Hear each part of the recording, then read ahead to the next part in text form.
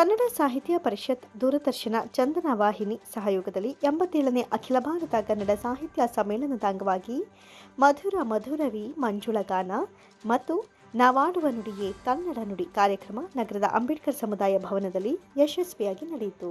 ಕಾರ್ಯಕ್ರಮವನ್ನು ಹೈಕೋರ್ಟ್ ನ್ಯಾಯಮೂರ್ತಿ ಇಎಸ್ ಇಂದ್ರೇಶ್ ದೀಪ ಬೆಳಗುವುದರ ಮೂಲಕ ಉದ್ಘಾಟಿಸಿದರು. ನಂತರ ಮಾತನಾಡಿದ ಅವರು, ಅಖಿಲ ಭಾರತ ಕನ್ನಡ ಸಾಹಿತ್ಯ ಸಮ್ಮೇಳನವು ಮಂಡ್ಯದಲ್ಲಿ ನಡೀತಾ ಇರುವುದು ಹೆಮ್ಮೆಯ ವಿಷಯವಾಗಿದ್ದು, ಈ ಸಮ್ಮೇಳನವು ಎಲ್ಲರ ಸಹಕಾರದಿಂದ ಯಶಸ್ವಿಯಾಗಿ ನಡೆಯಲಿದೆ. ಬೇರೆ ಭಾಷೆಯಲ್ಲಿ ಮಾತನಾಡುವುದಕ್ಕಿಂತ ಮಾತೃಭಾಷೆ ಕನ್ನಡದಲ್ಲಿ ಮಾತನಾಡಿದಾಗ ಮಾತ್ರ ಅದು ಹೃದಯಕ್ಕೆ ತಟ್ಟುತ್ತದೆ. ಎಲ್ಲರೂ ಮನೆಯಲ್ಲಿ ಕನ್ನಡವನ್ನು ಮಾತನಾಡಿ, ಮನೆಯಲ್ಲಿ ಕನ್ನಡ ಕೃತಿಗಳನ್ನು ಸಂಗ್ರಹಿಸಿಟ್ಟುಕೊಂಡು ಓದುವ ಹವ್ಯಾಸವನ್ನು ರೂಢಿಸಿಕೊಳ್ಳಬೇಕು. ಮಹೇಶ್ ಜೋಶಿ ಅವರ ಬೆಂಬಲವಾಗಿ ನಾವು ಸಮ್ಮೇಳನದುದ್ದಕ್ಕೂ ನಿಲ್ಲುತ್ತೇವೆ ಅಂತ ಭರವಸೆ ನೀಡಿದರು. ಮೂರನೇ ಬಾರಿ ಈ ಬಾರಿಯ ಒಂದು ಕನ್ನಡ ರಾಜ್ಯೋತ್ಸವ ಅಥವಾ ಕನ್ನಡ ಸಮ್ಮೇಳನವನ್ನು ನಮ್ಮ ಮಂಡ್ಯ ಜಿಲ್ಲೆಯಲ್ಲಿ ಯಾವಾಗ ಕರ್ನಾಟಕ ರಾಜ್ಯದವರು ಮಾಡ್ತಾರೆ ಅಂದರು ಅವತ್ತು ಎಷ್ಟು ಸಂತೋಷ ಆಯಿತು ಅಂದರೆ, ಯಾಕೆಂದರೆ ಇದು ನಮ್ಮ ಜಿಲ್ಲೆಯಲ್ಲಿ ನಡೀತಾ ಇದೆ. ನಾವು ಮಹೇಶ್ ಜೋಶಿಯವ್ರ ಜೊತೆ ಯಾವಾಗಲೂ ಹೇಳಿದೆ, ನಾವೆಲ್ಲರೂ ನಿಮ್ಮ ಜೊತೆ ಯಾವಾಗಲೂ ಇರ್ತೀವಿ ಸರ್. ಮಂಡ್ಯ ಅಂದರೆ ಹೇಗೆ ಅಂದರೆ ನೀವು ಇಂಡಿಯಾ ನೋಡಿದಾಗೆ, ಇಂಡಿಯಾ ಅಂದರೆ ಏನು ಅಂದರೆ ಮಂಡ್ಯ ಇದ್ದಾಗೆ. ಯಾಕೆಂದರೆ ಎಲ್ಲ ರೀತಿಯ ಒಂದು ಜನಗಳನ್ನ ನೀವು ನೋಡ್ಬೋದು ಇಲ್ಲಿ. ಎಲ್ಲ ಲೇಖಕರು BM ಶ್ರೀ ಆನಾಕ್ರು ಮತ್ತು ಪೂತಿ ನರಸಿಂಹಾಚಾರ್ಯರು ಮತ್ತು ನಮ್ಮ ಪ್ರಣಯ ಕವಿಗಳು ಕಿಕ್ಕೇರಿ KS ನರಸಿಂಹಸ್ವಾಮಿಯವರು, ನರಳ್ಳಿ ಬಾಲಸುಬ್ರಹ್ಮಣ್ಯವರು ಕೂಡ ನಮ್ಮ ಜೊತೆ ಇದ್ದಾರೆ. ನಾವೆಲ್ಲರೂ ನಿಮ್ಮ ಜೊತೆ ಇರ್ತೀವಿ. ಖಂಡಿತವಾಗಲೂ ಯಶಸ್ವಿಯಾಗುತ್ತೆ. ಒಂದಂತೂ ಸತ್ಯ, ನಾವು ಯಾವುದೇ ಭಾಷೆಯಲ್ಲಿ ನಮ್ಮ ಕೆಲಸ ವೃತ್ತಿಯನ್ನು ಮಾಡ್ಬೋದು, ಎಲ್ಲಿ ಯಾವುದೇ ಭಾಷೆಯಲ್ಲಿ ಕೂಡ ನಾವು ಇನ್ನೊಬ್ಬರ ಜೊತೆ ನಾವು ವ್ಯವಹಾರ ಮಾಡ್ಬೋದು. ಆದರೆ ನಮ್ಮ ಮಾತೃಭಾಷೆಯಲ್ಲಿ ಮಾತಾಡಿದಾಗ ಮಾತ್ರ ಅದು ನಮ್ಮ ಹೃದಯಕ್ಕೆ ತಟ್ಟುತ್ತೆ. ಯಾವಾಗ ನಾವು ಮಾತೃಭಾಷೆಯಲ್ಲಿ ಮಾತಾಡ್ತೀವಿ, ಎಲ್ಲರಿಗೂ ನಮಸ್ಕಾರ ಮಾಡಿ ಕೇಳ್ತೀನಿ, ಮನೇಲಿ ಕನ್ನಡ ಮಾತಾಡಿ, ಕನ್ನಡ ಪೇಪರ್ ತರಿಸಿ, ಕನ್ನಡ ಏನು ಜ್ಞಾನಪೀಠ ಪ್ರಶಸ್ತಿಯನ್ನು ತೊಗೊಂಡಿದ್ದಾರೆ ಅವ್ರ ಪುಸ್ತಕಗಳನ್ನ ನಿಮ್ಮ ಮನೇಲಿ ಇಟ್ಕೊಳ್ಳಿ. ಯಾಕೆಂದರೆ ಅತಿ ಹೆಚ್ಚು ಜ್ಞಾನಪೀಠ ಪ್ರಶಸ್ತಿ ಕೊಟ್ಟಿರೋರು ನಾವು. ನಮ್ಮ ರಾಜ್ಯ ಎಲ್ಲಿ ಕನ್ನಡ ಇರುತ್ತೋ ಅಲ್ಲಿ ನಾವಿರ್ತೀವಿ, ಅದೇ ನಮ್ಮ ಉಸಿರು. ಸೊ ಈಗ ಹೇಳ್ತಾ ನಾನು ಮಹೇಶ್ ಜೋಶಿಯವರಿಗೆ ತಮ್ಮ ಹಿಂದೆ ಇರ್ತೀವಿ. ನಾವು ಮಂಡ್ಯ ಜಿಲ್ಲೆಯವರು ಖಂಡಿತ ನಾವು ಹೇಗೆ ಭತ್ತ ಬೆಳಿತೀವೋ, ಹೇಗೆ ನಾವು ಕಬ್ಬನ್ನು ನಾಡ್ಯೋ ಅಂತ ಅನ್ನಿಸ್ಕೊಂಡಿದ್ದೀವೋ, ಅದೇ ಥರ ನಿಮಗೆ ತೆನೆಯಾಗಿ ಯಾವಾಗಲೂ ಇರ್ತೀವಿ ಸರ್. ನಿಮ್ಮ ಜೊತೆ ಇರ್ತೀವಿ. 3 ದಿನ ಕಾರ್ಯಕ್ರಮ ಯಶಸ್ವಿಯಾಗಿ ನಡೆಯಲಿ. ನಿಮ್ಮ ಎಲ್ಲ ಒಂದು ಹೆಜ್ಜೆಗಳಲ್ಲೂ ಕೂಡ ಒಂದು ಗುರುತರವಾದ ಒಂದು ನೋಟವನ್ನು ನಾವು ನೋಡಿದ್ದೀವಿ. ಚಂದನ TVಯಲ್ಲಿ ತಾವು ಡೈರೆಕ್ಟರ್ ಆಗಿದ್ದಾಗಲೂ ಕೂಡ, ನಿರ್ದೇಶಕರಾಗಿದ್ದಾಗಲೂ ಕೂಡ ತಮ್ಮನ್ನು ನೋಡಿದ್ದೇನೆ. ನೀವು ದೊಡ್ಡ ಒಬ್ಬರು ಕನಸುಗಾರರು. ನಿಮ್ಮ ಕನಸು ನಿಜವಾಗಿಯೂ ಹಾವೇರಿಗಿಂತಲೂ ಈ ಸಾರಿ ಮಂಡ್ಯ ಜಿಲ್ಲೆಯಲ್ಲಿ ತುಂಬ ಚೆನ್ನಾಗಿ ಕನ್ನಡ ಸಾಹಿತ್ಯ ಪರಿಷತ್ತಿನ ಒಂದು ಸಮ್ಮೇಳನ ನಡೆಯುತ್ತೆ. ನಾವೆಲ್ಲರೂ ಭಾಗಿಯಾಗಿರ್ತೀವಿ, ತಮ್ಮ ಪ್ರತಿಯೊಂದು ಹೆಜ್ಜೆಯಲ್ಲಿ ಇರ್ತೀವಿ ಅಂತ ಹೇಳಿ ಕಸಾಪ ಅಧ್ಯಕ್ಷ ಮಹೇಶ್ ಜೋಶಿ ಅವರು ಮಾತನಾಡಿ, ಮನೆಯಲ್ಲಿಯೇ ಇರುವ ಸೂಕ್ತ ಪ್ರತಿಭೆಯನ್ನು ಹೊರತರುವ ಕಾರ್ಯಕ್ರಮ ಇದಾಗಿದೆ. ಕನ್ನಡದ ಏಕತೆಯ ಸಂಕೇತ ಸಾಹಿತ್ಯ ಸಮ್ಮೇಳನವಾಗಿದೆ. ಮಂಡ್ಯದಲ್ಲಿ ಡಿಸೆಂಬರ್ 20, 21, 22ರಂದು ನಡೀತಾ ಇರುವುದು ಸಂತಸ ತಂದಿದೆ. ಇದನ್ನು ಹಬ್ಬದ ರೀತಿಯಲ್ಲಿ ಸಡಗರದಿಂದ ಹಾಗೂ ಸಂಭ್ರಮದಿಂದ ನಮ್ಮ ಮನೆಯ ಹಬ್ಬದ ರೀತಿಯಲ್ಲಿ ಆಚರಿಸೋಣ ಅಂತ ಕರೆ ನೀಡಿದರು. ಕನ್ನಡ ಅಂತಕ್ಕಂಥದ್ದಿರೋದ್ರಿಂದ ಜಗತ್ತಿನಲ್ಲಿ ಬರೀ 3 ಭಾಷೆಗಳು ಪರಿಪೂರ್ಣವಾಗಿರ್ತಕ್ಕಂಥ ಭಾಷೆ. ಅಂತಹ ಮಾತೃಭಾಷೆ ನಮ್ಮದು ಕನ್ನಡ ಆಗಿರೋದ್ರಿಂದ ಅದಕ್ಕೋಸ್ಕರವಾಗಿ ಒಂದು ಹೆಜ್ಜೆ ಮುಂದೆ ಹೋಗಿ ನಾವು ಇನ್ನೂ ಹೆಚ್ಚಿನ ಪುಣ್ಯ ಮಾಡಿದ್ದೀವಿ ಎನ್ನುವಂಥ 87ನೇ ಅಖಿಲ ಭಾರತ ಸಾಹಿತ್ಯ ಸಮ್ಮೇಳನ ನಡೀತಕ್ಕಂಥ ಹಿನ್ನೆಲೆಯಲ್ಲಿ ಇಂತಹ ಕನ್ನಡ ನಾವು ತಲೆ ಎತ್ತಿ ಇಡೀ ಜಗತ್ತಿಗೆ ತೋರಿಸುವಂತಹ ಭಾಷೆ ಕನ್ನಡ ಅನ್ನುವಂತಹದನ್ನು ತೋರಿಸೋದಕ್ಕೋಸ್ಕರವಾಗಿ ಕನ್ನಡಿಗ ಕರ್ನಾಟಕದ ಇದರ ಮಹಿಮೆಯನ್ನು ಹೇಳ್ತಕ್ಕಂತಹ ಹಾಡುಗಳನ್ನು ಆಗಿರ್ತಕ್ಕಂಥದ್ದು ಈ ಮಧುರವಿ ಮಂಜುಳಗಾನ ಕಾರ್ಯಕ್ರಮದಲ್ಲಿ ತಾವೆಲ್ಲರೂ ಸಹಿತ ಬಹಳ ಆಸಕ್ತಿಯಿಂದ ಬಂದರು. ನಾವಾಡುವ ನುಡಿಯೇ ಕನ್ನಡ ನುಡಿ ಕಾರ್ಯಕ್ರಮದಲ್ಲಿ ಗಾಯಕರು ಹಾಡಿ ರಂಜಿಸಿದರು. ಈ ಕಾರ್ಯಕ್ರಮದಲ್ಲಿ ಶ್ರೀ ಆದಿಚುಂಚನಗಿರಿ ಶಿಕ್ಷಣ ಟ್ರಸ್ಟ್ ಪ್ರಧಾನ ಕಾರ್ಯದರ್ಶಿ ಶ್ರೀ ಪುರುಷೋತ್ತಮಾನಾಥ ಸ್ವಾಮೀಜಿ, ಚಂದ್ರವನ ಆಶ್ರಮದ ತ್ರಿನೇತ್ರ ಮಹಾಂತ ಶಿವಯೋಗಿ ಸ್ವಾಮೀಜಿ, ನಿರ್ದೇಶಕ ಸಾಧು ಕೋಕಿಲ, ಸಾಹಿತಿ ಕೆ ಸತ್ಯನಾರಾಯಣ, ಗೌರವ ಕಾರ್ಯದರ್ಶಿಗಳಾದ ಪದ್ಮಿನಿ ನಾಗರಾಜ್, ರಾಮಲಿಂಗ ಶೆಟ್ಟಿ, ಕಾರ್ಯದರ್ಶಿ ಪಟೇಲ್ ಪಾಂಡು, ಜಿಲ್ಲಾ ಸಂಚಾಲಕಿ ಮೀರಾ ಶಿವಲಿಂಗಯ್ಯ, ಗೌರವ ಕಾರ್ಯದರ್ಶಿಗಳಾದ ಹೊಸಕೂರು ಕೃಷ್ಣೇಗೌಡ, ಪಣ್ಣೆದೊಡ್ಡಿ ಹರ್ಷ, ಖಜಾಂಚಿ BM ಅಪ್ಪಾಜಪ್ಪ, ಮಾಧ್ಯಮ ಸಂಯೋಜಕ L ಕೃಷ್ಣ, ನಗರ ಘಟಕದ ಅಧ್ಯಕ್ಷೆ ಸುಜಾತಾ ಕೃಷ್ಣ, SP ಮಲ್ಲಿಕಾರ್ಜುನ ಬಾಲದಂಡಿ, ಜಿಲ್ಲಾ ಪಂಚಾಯತ್ CO ಶೇಖ್ ತನ್ವೀರ್ ಆಸಿಫ್ ಭಾಗವಹಿಸಿದ್ರು. ಒಕ್ಕಲಿಗರ ಸೇವಾ ಟ್ರಸ್ಟ್ ಅಖಿಲ ಕರ್ನಾಟಕ ಒಕ್ಕಲಿಗರ ಸಂಘ ಇಂದು ನಗರದ ಪತ್ರಿಕಾ ಭವನದಲ್ಲಿ ಜಂಟಿ ಸುದ್ದಿಗೋಷ್ಠಿ ನಡೆಸಿ ವಿಶ್ವಮಾನವ ಒಕ್ಕಲಿಗರ ಮಠದ ಚಂದ್ರಶೇಖರ ಸ್ವಾಮೀಜಿ ಅವರ ಮೇಲೆ ಹಾಕಿರುವ ಎಫ್ಐಆರ್ ಅನ್ನು ಸರ್ಕಾರ ಹಿಂಪಡೆಯಲು ಮುಂದಾಗಬೇಕು ಅಂತ ಒಕ್ಕಲಿಗ ಸೇವಾ ಟ್ರಸ್ಟ್ನ ಅಧ್ಯಕ್ಷ ತಮ್ಮಯ್ಯ ಮನವಿ ಮಾಡಿದರು. ಸುದ್ದಿಗೋಷ್ಠಿಯಲ್ಲಿ ಮಾತನಾಡಿದ ಅವರು, ಸ್ವಾಮೀಜಿ ಅವರಿಗೆ ವಯಸ್ಸಾಗಿದ್ದು ಹಿರಿಯರು ಆಗಿದ್ದು ಬಾಯ್ತಪ್ಪಿನಿಂದ ಹೇಳಿಕೆ ನೀಡಿದ್ರು. ತಮ್ಮ ಹೇಳಿಕೆಯಿಂದ ತಪ್ಪಾಗಿದೆ ಎಂದು ಕ್ಷಮೆಯನ್ನು ಕೇಳಿದ್ದಾರೆ. ಅದನ್ನ ಪರಿಗಣಿಸಿ ಸರ್ಕಾರ ಎಫ್ಐಆರ್ ಅನ್ನು ಹಿಂಪಡಿಬೇಕು ಅಂತ ಕೋರಿದ್ರು. ಸದರಿ ಸ್ವಾಮಿಗಳು ಒಂದು ಸಮುದಾಯಕ್ಕೆ ಮಾತ್ರ ಸ್ವಾಮೀಜಿಗಳಲ್ಲ. ಒಂದು ವೇಳೆ ಸರ್ಕಾರ ಎಫ್ಐಆರ್ ಹಿಂಪಡೆಯದೇ ಇದ್ರೆ ಒಕ್ಕಲಿಗ ಸಮುದಾಯ ಸೇರಿದಂತೆ ಎಲ್ಲ ಸಂಘ ಸಂಸ್ಥೆಗಳು ಹೋರಾಟ ಮಾಡಬೇಕಾಗುತ್ತೆ ಅಂತ ಎಚ್ಚರಿಸಿದ್ರು. ಶಾಖಾ ಮಠದ ಚಂದ್ರಶೇಖರ್ ಸ್ವಾಮೀಜಿಯವರ ಮೇಲೆ ಹಾಕಿರ್ತಕ್ಕಂಥ ಕೇಸು ಎಫ್ಐಆರ್ನ ವಾಪಸ್ ತಗೊಳ್ಳೋ ಬಗ್ಗೆ ನಾವು ಮಾತಾಡೋದಕ್ಕೆ ಪ್ರೆಸ್ ಮೀಟ್ ಮಾಡೋದಕ್ಕೆ ನಾವು ಇಲ್ಲಿ ಬಂದಿದ್ದೀವಿ. ಈಗಾಗಲೇ ಅವ್ರು ಏನೋ ವಯಸ್ಸಾದ್ರಿಂದ ಹಿರಿಯರಾದ್ರಿಂದ ಬಾಯಿ ತಪ್ಪಿ ಯಾವುದೋ ಕಾರಣಾಂತರದಿಂದ ಬಂದಿರ್ಬೋದು. ಆದರೆ ಈಗಾಗಲೇ ಸುಮಾರು ಜನ ಹೇಳಿರೋದು ಸರಿ ಅಷ್ಟೇ. ಅವ್ರಿಗಾಗ ತಪ್ಪಾಗದೆ ನಾವು ಮಾತಾಡೋದು ಏನೋ ಅಂಥೇಳಿ ಕ್ಷಮೆ ಯಾಚಿಸಿದ್ರು ಕೂಡ ಸರ್ಕಾರ ಅದನ್ನು ತಕ್ಷಣ ವಾಪಸ್ ತಗೋಬೇಕಾಗಿ ಬರ್ತದೆ. ಆ ಕೇಸನ್ನು ವಾಪಸ್ ತಗೊಂಡು ಮುಂದೆ ಯಾವುದೇ ಘಟನೆಗಳು ನಡೆದಂಗೆ ಅವ್ರ ಸರ್ಕಾರ ನೋಡಬೇಕಾಯ್ತದೆ. ನಾವು ಕೂಡ ಏನಾದರೂ ಅವ್ರು ತಗೊಳ್ಳಿಲ್ಲ ವಾಪಸ್ಸು ಅಂದರೆ ಎಲ್ಲ ಸಂಘ ಸಂಸ್ಥೆಗಳ ಎಲ್ಲ ಸೇರಿ ಒಟ್ಟಿಗೆ ನಾವು ಇದಕ್ಕೆ ಹೋರಾಟ ಕೊಡಬೇಕಾಗ್ತದೆ. ಅಲ್ಲಿವರೆಗೂ ಹೋಗೋದು ಬೇಕಾಗಿಲ್ಲ. ಸರ್ಕಾರ ಇದನ್ನು ಮನಸ್ಸು ಮಾಡಿ ಪ್ರತಿಯೊಬ್ಬರೂ, ಏಕೆಂದರೆ ಸ್ವಾಮೀಜಿ ಮಠ ಚೆನ್ನಾಗಿರಬೇಕು. ಎಲ್ರಿಗೂ ಸ್ವಾಮೀಜಿಯವರು, ಒಬ್ಬರಿಗೆ ಅಲ್ಲ, ಒಂದೇ ಸಮಾಜಕ್ಕಲ್ಲ. ಅದರಿಂದ ಎಲ್ಲರೂ ಕೂಡ ಒಗ್ಗಟ್ಟಿಗೆ ಸೇರಿ ಅದನ್ನು ಕೇಸ ತಕ್ಷಣ ಇವತ್ತು ನಾಳೆನೇ ವಾಪಸ್ ತಗೊಳ್ಳೋದಕ್ಕೆ ಸರ್ಕಾರ ಮನಸ್ಸು ಮಾಡಬೇಕು ಅಂಥೇಳಿ ಈ ಸಂದರ್ಭ ನಮ್ಮ ಒಕ್ಕಲಿಗ ಸೇವಾ ಟ್ರಸ್ಟ್ ವತಿಯಿಂದ ಆಗ್ರಹವನ್ನು ಮಾಡ್ತಾಯಿದ್ದೀವಿ. ಟ್ರಸ್ಟ್ನ ಕಾರ್ಯಾಧ್ಯಕ್ಷ ಎಲ್ ಕೃಷ್ಣ ಮಾತನಾಡಿ, ರಾಜ್ಯದ ರಾಜಕೀಯ ಮುಖಂಡರು ಈ ಸಂಬಂಧ ಗಮನ ಹರಿಸಿ ಸದರಿ ಎಫ್ಐಆರ್ ಹಿಂತೆಗೆಸಲು ಸೂಕ್ತ ಕ್ರಮ ಕೈಗೊಳ್ಳಬೇಕು. ಈ ರೀತಿ ಸ್ವಾಮೀಜಿಗಳ ಮೇಲೆ ತನಿಖೆಯಾದರೆ ಒಕ್ಕಲಿಗ ಸಮಾಜಕ್ಕೆ ಕಳಂಕವಾಗಲಿದೆ. ಸರ್ಕಾರ ಸ್ವಾಮೀಜಿಗಳ ವಿರುದ್ಧ ವಿಚಾರಣೆಯನ್ನು ರದ್ದು ಮಾಡಬೇಕು ಅಂತ ಮನವಿ ಮಾಡಿದರು. ಚಂದ್ರಶೇಖರ ಸ್ವಾಮೀಜಿಯವರು ಅವರಾಗಲೇ ಕ್ಷಮೆನೂ ಕೇಳಿದ್ದಾರೆ. ಸರ್ಕಾರ ಹಾಗೂ ಯಾರು ದಾವೆ ಹೂಡಿದ್ದಾರೆ ಅವ್ರಿಗೆ ಮನವೊಲಿಸಿ ನಮ್ಮ ಉಸ್ತುವಾರಿ ಆಗ್ಬೋದು, DK ಶಿವಕುಮಾರ್ ಆಗ್ಬೋದು, ಒಕ್ಕಲಿಗರ ನಾಯಕರಾಗ್ಬೋದು, ಪಕ್ಷಾತೀತವಾಗಿ ಅವರ FIR ಫೈಲ್ನ ವಾಪಸ್ ತೆಗಿಬೇಕು ಅಂತ ನಮ್ಮ ಎಲ್ಲ ಸಂಘಟನೆ ಒಕ್ಕಲಿಗ ಸೇವಾ ಟ್ರಸ್ಟು, ಅಖಿಲ ಕರ್ನಾಟಕ ಒಕ್ಕಲಿಗರ ಸಂಘ ನಾವು ಮನವಿ ಮಾಡ್ತಾಯಿದ್ದೀವಿ. ಅವ್ರಿಗೆ ಪ್ರತಿಭಟನೆ ಮಾಡ್ತಾಯಿಲ್ಲ. ಸರ್ಕಾರಕ್ಕೆ ಆಗಲಿ ಇನ್ನೊಂದಕ್ಕೆ ಆಗಲಿ ನಾವು ಪ್ರತಿಭಟನೆ ಮಾಡೋಕ್ಕೆ ಹೋಗ್ತಾಯಿಲ್ಲ. ನಾವು ಮನವಿಯನ್ನು ಮಾಡ್ತಾಯಿದ್ದೀವಿ. ಯಾಕೆಂದರೆ ಅವರು ಬಾಯಿ ತಪ್ಪಿ ಹೇಳಿರ್ಬೋದು, ಇಲ್ಲ ಬೇರೆ ಉದ್ದೇಶಕ್ಕೆ ಯಾವ ಕಾರಣಕ್ಕೆ ಹೇಳಿದಾರೋ ಅದು ಅವ್ರಿಗೆ ಗೊತ್ತಿರ್ತದೆ. ಯಾವುದೋ ಒಂದು ವಿಚಾರವಾಗಿ ಹೇಳಿರ್ಬೋದು. ಅದನ್ನು ಅವರು ಕ್ಷಮೆ ಯಾಚಿಸಿದ್ದಾರೆ.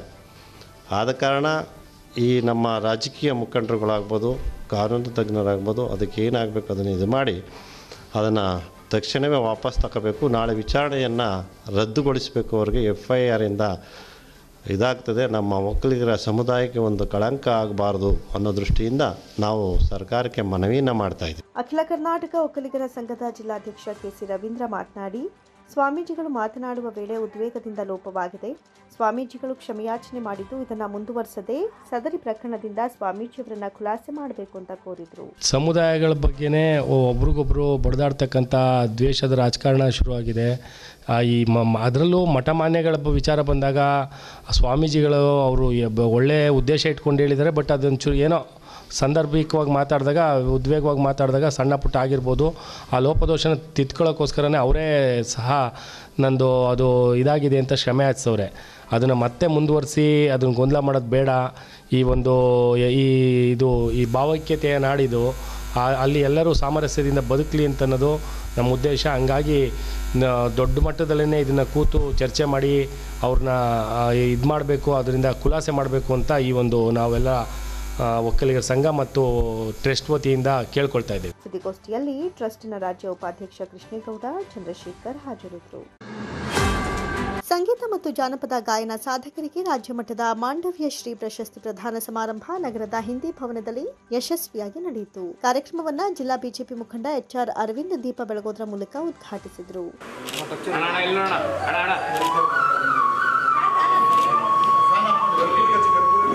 ನಂತರ ಮಾತನಾಡಿದ ಅವರು, ಇಂದಿನ ಕಾಲಘಟ್ಟದಲ್ಲಿನ ಅತ್ಯಾಧುನಿಕ ತಂತ್ರಜ್ಞಾನ ಯುಗದಲ್ಲಿರುವ ಮನುಷ್ಯನಿಗೆ ಜಾನಪದ ಸೊಗಡು ಬೇಕಿಲ್ಲದಾಗಿದೆ. ಸಂಗೀತ ಸಾಹಿತ್ಯದ ಮೂಲ ಜಾನಪದ. ಇದು ಅಳಿವಿನಂಚಿನಲ್ಲಿದೆ. ಉಳಿಸಿ ಬೆಳೆಸಲು ಗಾಯಕನ ಕ್ಷೇತ್ರ, ಸಂಘ ಸಂಸ್ಥೆಗಳ ಪಾತ್ರ ದೊಡ್ಡದಿದೆ. ಜಾನಪದ ನಮ್ಮ ಬದುಕಿನ ಉಸಿರು. ಆಧುನಿಕತೆ ಹೆಚ್ಚಾದಂತೆ ವಿದೇಶಿ ವ್ಯಾಮೋಹದ ಹುಚ್ಚು ಹಿಡಿದಿದೆ. ನಮ್ಮತನವನ್ನು ನಾವು ಉಳಿಸಿ ಬೆಳೆಸಬೇಕಿದೆ. ಜಾನಪದದ ಸೊಗಡು ಆರೋಗ್ಯಕರ ಸಮಾಜ ಕಟ್ಟಲು ಪೂರಕವಾಗಿದೆ. ಈ ನಿಟ್ಟಿನಲ್ಲಿ ಜಾನಪದ ಕಲೆಗಳು ಮುಂದಿನ ಪೀಳಿಗೆಗೆ ಉಳಿಯಬೇಕಿದೆ. ಪ್ರತಿ ವರ್ಷ ಸಂಗೀತ, ನೃತ್ಯ, ಕಲಾನಿಕೇತನ ಟ್ರಸ್ಟ್ನ ಅಧ್ಯಕ್ಷೆ ಶೋಭಾ ಅವರು ಯಾವುದೇ ಇಲಾಖೆ ನೆರವು ಇಲ್ಲದೆ ಜಾನಪದ ಉಳಿಸುವ ನಿಟ್ಟಿನಲ್ಲಿ ಸೇವೆ ಸಲ್ಲಿಸುತ್ತಿದ್ದಾರೆ. ನೆಲದ ಋಣ ತೀರಿಸಲು ಕೊಡುಗೆ ನೀಡುತ್ತಿದ್ದಾರೆ. ಇದು ಹೀಗೆ ಮುಂದುವರಿಯಲಿ, ಎಲ್ಲರೂ ಸಹಕಾರ ನೀಡೋಣ ಎಂದರು. ಶೋಭಾ ಅವರು ಮಾಡ್ತಾ ಇರೋ ಕೆಲಸ ಮಾತ್ರ ನಿಜವಾಗ್ಲೂ ಬೆನ್ನು ತಟ್ಟುವಂಥದ್ದು.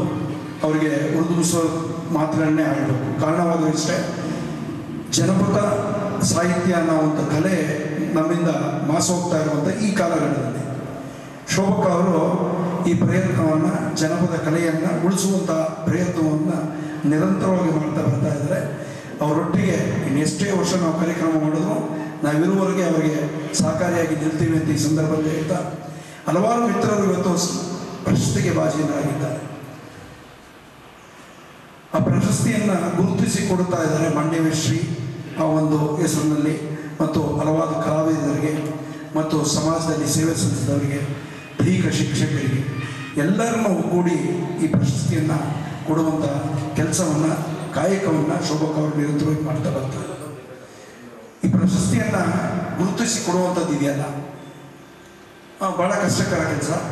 ಜೊತೆಗೆ ಆ ಪ್ರಶಸ್ತಿ ಬಂದವರು ಕೂಡ ಆ ಪ್ರಶಸ್ತಿಗೆ ಕಿರೀಟವಿದ್ದಂತೆ ಇನ್ನಷ್ಟು ಅವರ ಕಾರ್ಯಕ್ಷೇತ್ರವನ್ನು ದೊಡ್ಡ ಮಟ್ಟದಲ್ಲಿ ಮುಂದುವರಿಸ್ತಾ ಹೋದರೆ ಆ ಪ್ರಶಸ್ತಿಯನ್ನು ಕೊಡಮಾಡದಂಥ ಸಂಸ್ಥೆಗೂ ಕೂಡ ಒಂದು ದೊಡ್ಡ ಕೀರ್ತಿ ಬರ್ತದೆ ಅಂತ ಈ ಸಂದರ್ಭದಲ್ಲಿ ಹೇಳಿಕೆ ಬಯಸ್ತೀನಿ. ಇದರೊಟ್ಟಿಗೆ ನೀವೇನು ಪ್ರಶಸ್ತಿಯನ್ನು ಪಡ್ಕೋತೇವೆ, ಆ ಪ್ರಶಸ್ತಿಗೆ ಅರ್ಹರೇನಾಗಿದ್ದೀರಿ, ಆ ನಿಮ್ಮ ಅರ್ಹತೆ ಅಂತ ಗುರುತಿಸಿ ನಮ್ಮ ಶೋಭಾ ಅವರು ಮಾಡ್ತಾ ಬರ್ತಾ ಇದ್ದಾರಲ್ಲ, ಈ ಕೈಂಕರ್ಯ ಎಷ್ಟು ವರ್ಷ ಶ್ರಮ ಈ ಕಾರ್ಯಕ್ರಮ ಮಾಡ್ತಾರೆ? 8 ವರ್ಷ. ಎಲೆಮರೆ ಕಾಯಕ್ಕೆ ಪಾಪ ಶೋಭಾ ಅವರು ಯಾವುದೇ ಒಂದು ಕಾರ್ಯಕ್ರಮಕ್ಕೆ ಬಂದರೂ ಅಷ್ಟೇ ಸೈಲೆಂಟಾಗಿ ಲೋನ್ ಮೂಲೆಲ್ಲ ಕೂತ್ಬಿಡ್ತಾರೆ. ಆ ಥರ ಮಾತ್ರ ಮೃದು ಸ್ವಭಾವ ಅವರು. ಕೆಲವೊಮ್ಮೆ ಪಾಪ ಹತ್ತು ಬಿಡ್ತಾರೆ. ಕಳೆದ ವರ್ಷ ನಾನು ಹೇಗಿದ್ದೀನಿ ಕೂಡ ಏನೋ ಒಂದು ವ್ಯತ್ಯಾಸ ಆದಾಗ ಪಾಪ ಅಷ್ಟು ಮೃದು ಸ್ವಭಾವ. ಮೊದಲು ಅವ್ರಿಗೆ ಈ ಥರ ಪ್ರಶಸ್ತಿಯನ್ನು ಮಾಡಬೇಕು. ಆಮೇಲೆ ಶೋಭಾ ಅವರ ಏನು ಇವತ್ತು ಗುರುತು ಮಾಡಿ ಪ್ರಶಸ್ತಿಯನ್ನು ಕೊಟ್ಟಿದ್ದಾರೆ, ಖಂಡಿತ ಅವರಿಗೆ ನಾವು ಸಹಕಾರಿಯಾಗಿ ನಿಲ್ತೇವೆ. ಹಲವಾರು ಈಗ ರೈತ ಹೋರಾಟಗಾರ ನಮ್ಮ ಚಂದ್ರಣ್ಣವ್ರನ್ನ ನಮಗೂ ಓಡಾಟ ಬಹುಶಃ 25 ವರ್ಷ ಹೊಸನವ್ರ ಮೂಲಕ ಅವರ ಕ್ಷೇತ್ರ ಮಾತ್ರ ಬಿಟ್ಕೊಂಡಿಲ್ಲ. ಚಂದ್ರಣ್ಣವರು ಯಾವುದೇ ರಾಜಕೀಯ ಉತ್ತರ ಬಂದರೆ ಅವ್ರ ಕ್ಷೇತ್ರ ಮಾತ್ರ ಬಿಟ್ಕೊಂಡಿಲ್ಲ. ಆ ರೈತ ಹೋರಾಟನ ಅವತ್ತಿಂದ ಇವತ್ತರೆಗೂ ಮಾಡ್ತಾ ಬರ್ತಾ ಇದ್ದಾರೆ. ಇದನ್ನೇ ನಾ ಹೇಳ್ತೇನೆ, ಗುರುತು ಮಾಡುವಂಥ ಕೊಡುವಂಥದ್ದು ಇದೆಯಲ್ಲ, ಇದು ಅತ್ಯುತ್ತಮ ಕೆಲಸ. ಆ ಕ್ಷೇತ್ರನ ಬಿಟ್ಕೊಡದೆ ಎಷ್ಟೋ ಸವಾಲುಗಳಿರ್ತದೆ ಚಂದ್ರಶೇಖರ್ ಅವರು. ಅದನ್ನು ಮೀರಿ ಆ ನೋವುಗಳು ಆಗಿರ್ತದೆ, ಅವಮಾನ ಆಗಿರ್ತದೆ. ಅದಕ್ಕೆ ಯಾವುದಕ್ಕೂ ಧೃತಿಗೆಡದೆ ವಿಚಲಿತರಾಗದೆ ಇಲ್ಲಿವರೆಗೂ ನಾನು 25 ವರ್ಷದಿಂದ ಪ್ರಯತ್ನ ಮಾಡ್ತಾ ಇದ್ದೀನಿ. ಅದಕ್ಕೆ ಹಸಿರು ಶಾಲೆ ಬಿಡಲೇ ಇಲ್ಲ. ಹಸಿರು ಶಾಲೆ ಪರವಾಗಿ ರೈತ ಪರವಾಗಿ ಹೋರಾಟ ಮಾತ್ರ ಬಿಡಲಿಲ್ಲ. ಇದೇ ಸಂದರ್ಭದಲ್ಲಿ ವಿವಿಧ ಕ್ಷೇತ್ರದಲ್ಲಿ ಸಾಧನೆ ಮಾಡುತ್ತಿರುವವರಿಗೆ ಮಾಂಡವ್ಯ ಶ್ರೀ ಪ್ರಶಸ್ತಿ ನೀಡಿ ಗೌರವಿಸಲಾಯಿತು.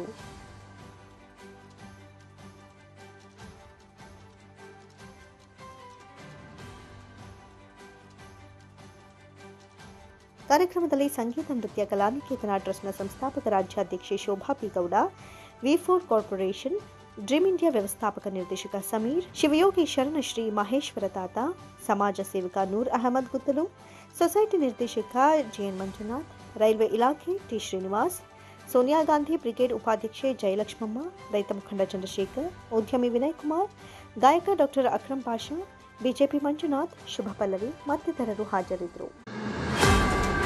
ಮಂಡ್ಯ ನಗರದ ಲಕ್ಷ್ಮೀ ಜನಾರ್ದನ ವಿದ್ಯಾಸಂಸ್ಥೆಯ ಆವರಣದಲ್ಲಿ LPG ಗ್ಯಾಸ್ ವಿತರಕರ ವತಿಯಿಂದ ನಮ್ಮ ಅಡುಗೆ ನಮ್ಮ ಜವಾಬ್ದಾರಿ ಅಡಿಯಲ್ಲಿ ಅಡುಗೆ ತಯಾರಿಕೆ ಸ್ಪರ್ಧೆ ಕಾರ್ಯಕ್ರಮವನ್ನು ಆಯೋಜಿಸಲಾಗಿತ್ತು. ಸ್ಪರ್ಧಾ ಕಾರ್ಯಕ್ರಮವನ್ನು ಲಕ್ಷ್ಮೀ ಜನಾರ್ದನ ಶಿಕ್ಷಣ ಸಂಸ್ಥೆಯ ಅಧ್ಯಕ್ಷೆ ಅಂಜನಾ ಶ್ರೀಕಾಂತ್ ಉದ್ಘಾಟಿಸಿ ಮಾತನಾಡಿ, ಮಹಿಳೆಯರಿಗೆ LPG ಗ್ಯಾಸ್ನವರು ಅಡುಗೆ ಸ್ಪರ್ಧೆ ಏರ್ಪಡಿಸುವ ಮೂಲಕ ಮಹಿಳೆಯರಿಗೆ ಒಂದು ಅವಕಾಶವನ್ನು ಕಲ್ಪಿಸಿಕೊಟ್ಟಿದ್ದಾರೆ. ಪ್ರತಿಯೊಬ್ಬರಿಗೂ ಬ್ಯುಸಿ ಶೆಡ್ಯೂಲ್ಗಳಿರುತ್ತೆ. ಇಂತಹ ಸಂದರ್ಭದಲ್ಲಿ ಮಹಿಳೆಯರು ಅಡುಗೆ ಸ್ಪರ್ಧೆಯಲ್ಲಿ ಭಾಗವಹಿಸುವಿಕೆ ಮುಖ್ಯ ಅಂತ ಹೇಳಿದರು.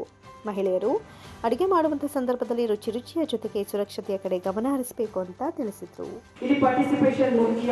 ಇಂಥ ಒಂದು ಕಾರ್ಯಕ್ರಮದಲ್ಲಿ ನಾವು ಪಾರ್ಟಿಸಿಪೇಟ್ ಮಾಡಿದ್ವಿ ಅನ್ನೋದು ಪ್ರಶಸ್ತಿ ಮುಂದಿಂದು, ಚೆನ್ನಾಗಿ ಮಾಡಿದಾರೋ ಚೆನ್ನಾಗಿ ಮಾಡಿಲ್ವೋ ಅಥವಾ ಕ್ಲೈನ್ಲಿನೆಸ್ ಮೇಂಟೈನ್ ಮಾಡಿದಾರೋ ಅನ್ನೋದೆಲ್ಲ ಮುಂದಿನ ವಿಚಾರ. ಅಂದರೆ ಪಾರ್ಟಿಸಿಪೇಟ್ ಮಾಡಿದ್ವಿ ಇಂಥ ಒಂದು ಕಾರ್ಯಕ್ರಮದಲ್ಲಿ. ಒಂದು ಏನು LP ಗ್ಯಾಸ್ನವರು ಒಂದು ಈ ಥರ ಒಂದು ಕಾರ್ಯಕ್ರಮ ಆಯೋಜನೆ ಮಾಡಿದ್ರು, ಆ ಒಂದು ಕಾರ್ಯಕ್ರಮ ನಾವು ಪಾರ್ಟಿಸಿಪೇಟ್ ಮಾಡಿದ್ವಿ ಅನ್ನೋದು ಒಂದು ಶಾಶ್ವತವಾದ ನೆನಪು ನಿಮ್ಮಲ್ಲಿ ಉಳಿದಿರುತ್ತೆ. ಆಮೇಲೆ ಅವರು ಈ ಒಂದು ಏನು ಅಡುಗೆ ಕಾರ್ಯಕ್ರಮ ರುಚಿ ಮತ್ತು ಏನು ಸುರಕ್ಷತೆ ಬಹಳ ಮುಖ್ಯವಾದದ್ದು. ನಾವು ಗಮನಿಸಿದಂಗೆ ರುಚಿ ಎಲ್ಲ ಒಂದೇ ಥರ ಇತ್ತು, ಅದೇನು ರುಚಿಯಲ್ಲೇನು ಅಥವಾ ಶುಚಿನೂ ಕೂಡ ಎಲ್ಲ ಶುಚಿಯಾಗಿ ಇಟ್ಟಿದ್ರು. ಆದರೆ ಸುರಕ್ಷತೆ ವಿಚಾರ ಬಂದಾಗ ಕೆಲವರು ರೆಗ್ಯುಲೇಟರ್ ಮೇಲೆ ಏನು ಸಿಲಿಂಡ್ರ್ ಮೇಲೆ ಕರ್ಚೀಫ್ ಇಟ್ಟಿದ್ರು, ಕೆಲವರು ರೆಗ್ಯುಲೇಟರ್ ಆಫ್ ಮಾಡಿರಲಿಲ್ಲ.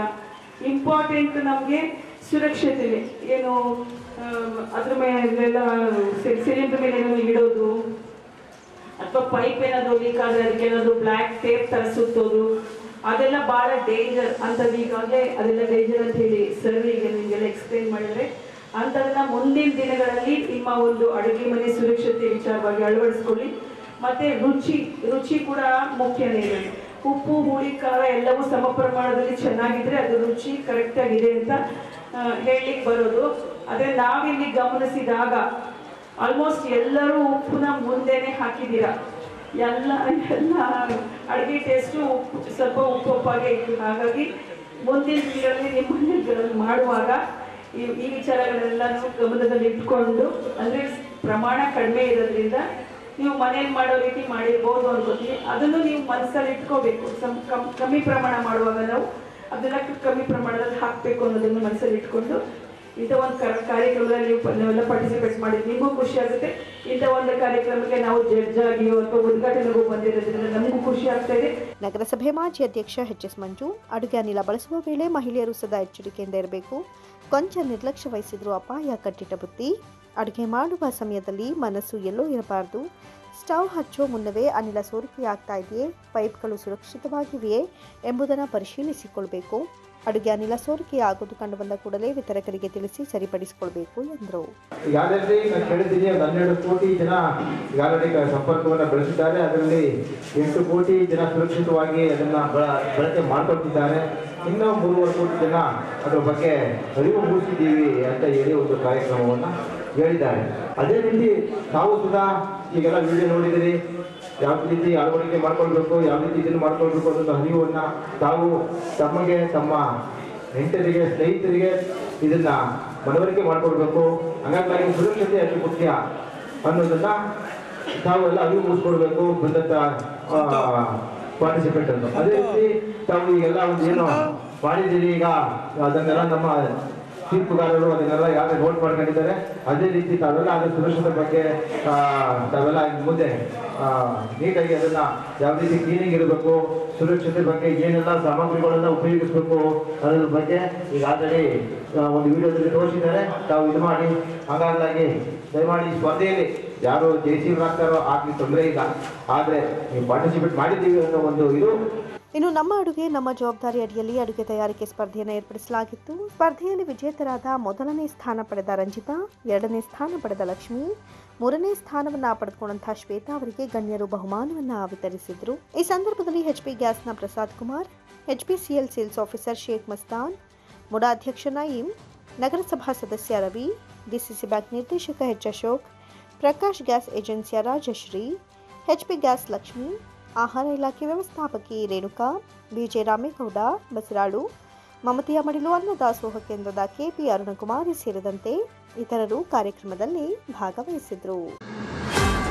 ಶಾಸಕ ಬಸನಗೌಡ ಪಾಟೀಲ್ ಯತ್ನಾಳ್ ಬಸವಣ್ಣನವರ ಬಗ್ಗೆ ವಿವಾದಾತ್ಮಕ ಸ್ಟೇಟ್ಮೆಂಟ್ ಕೊಟ್ಟಿದ್ದು, ಅವರ ವಿರುದ್ಧ ಲಿಂಗಾಯತ ಸಮುದಾಯ ತೀವ್ರ ಆಕ್ರೋಶವನ್ನು ವ್ಯಕ್ತಪಡಿಸ್ತಾ ಇದೆ ಅಂತ ಮಳವಳ್ಳಿಯ ಕಲ್ಯಾಣ ಬಸವೇಶ್ವರ ಮಠದ ಓಂಕಾರ ಸ್ವಾಮೀಜಿ ತಿಳಿಸಿದರು. ಸುದ್ದಿಗೋಷ್ಠಿಯಲ್ಲಿ ಮಾತನಾಡಿದ ಅವರು, ಲಿಂಗಾಯತ ಸಮುದಾಯದವರಾಗಿ ಸಮುದಾಯವನ್ನು ಶಕ್ತಿಯಾಗಿ ಬಳಸಿಕೊಂಡು ಶಾಸಕ ಸ್ಥಾನವನ್ನು ಅಲಂಕರಿಸಿಕೊಂಡಿದ್ದು, ಬಸವಣ್ಣನವರ ವಿರುದ್ಧ ಹೊಳೆಗೆ ಹಾರಿಕೊಂಡರು ಅಂತ ಹೇಳಿಕೆ ನೀಡಿರೋದು ಅಸಹನೀಯ. ಈ ರೀತಿಯ ಮಾತುಗಳನ್ನು ಆಡಿದವರನ್ನ ಸಮುದಾಯ ಎಂದಿಗೂ ಕ್ಷಮಿಸೋದಿಲ್ಲ ಅಂತ ಆಕ್ರೋಶಗೊಂಡರು. ಇನ್ನು ಪ್ರಚಾರಕ್ಕಾಗಿ ಬಸವಣ್ಣನವರನ್ನ ಹೀಯಾಳಿಸೋ ಮಟ್ಟಕ್ಕೆ ಮಾತುಗಳನ್ನು ಆಡುವುದು ಅವರ ವ್ಯಕ್ತಿತ್ವಕ್ಕೆ ಶೋಭೆ ತರುವಂಥದ್ದಲ್ಲ.